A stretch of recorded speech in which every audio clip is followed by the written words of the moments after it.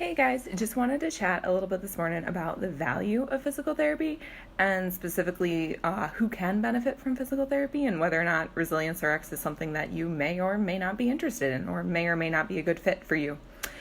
So, physical therapy in general, it's not just about getting stronger, and physical therapy it's not throwing a bunch of exercises specifically for a certain diagnosis at someone. There's a lot more to it than that, than just simple mobility or stability or strength issues. You can drastically change someone's pain and function and just quality of life just by changing how they're moving. And that's called symptom modification. It's just basically two fancy words for changing something about a movement. So to break this down a little bit, I'm going to give two examples. One is running. So you can change your cadence, which is how fast your feet are hitting the pavement when you're running, and that alters the forces around your knees quite a bit, and that can often make running much more easy, much more pain-free, or have less pain with it. You can also decrease the distance you're going to calm stuff back down, and then slowly, incrementally increase the distance once your symptoms have decreased to get things feeling better. You can also alter your speed. So sometimes running at a high speed is painful, sometimes running at a low speed is painful, sometimes middle speed.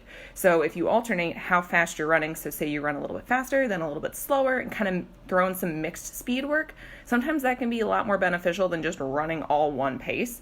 It can actually help you run further, faster, and stronger than otherwise. So also, another example is kind of lifting something overhead. So one of the most common issues with shoulder pain is it hurts when you lift something overhead. So you can drastically change how much shoulder pain you have with lifting just by changing a couple small things about the movement. So you can lift with one hand instead of two. I mean, that's kind of simple, straightforward. But you can also lift with the object closer to your body versus further away from your body. Closer is usually more pain-free, or you usually have less pain with that. And you can also just simply change your hand position with how you're lifting. So if you lift like this versus like this when you go up, that can make a pretty drastic change in how much shoulder pain you're having and how easy it is for you to do a task that was otherwise painful. So the key point I'm trying to make is that simple variations in movement can drastically change how much pain you're having and improve your function and ability to do stuff. And that's a key component to the value of physical therapy that's often missed. So if the physical therapy you had before was just going to a clinic and getting thrown a bunch of exercises at you, just like, so you have hip pain and they give you the hip pain exercise sheet, or they just give you a bunch of exercises to strengthen stuff around the hip, but they never take the time to look at how you move and address that maybe there's a little maybe your hip's moving a little bit weird when you're moving. Maybe your ankle's going in. Maybe your knee's going out. Maybe when you lift overhead, your whole shoulder moves forward, and that's why your shoulder hurts, not because you just aren't strong enough to get your arm up there. So there's a lot of little nuanced things that you can look at in how you're moving that can drastically decrease your pain that sometimes isn't really addressed in physical therapy, and it should be. And that's a key component to the value.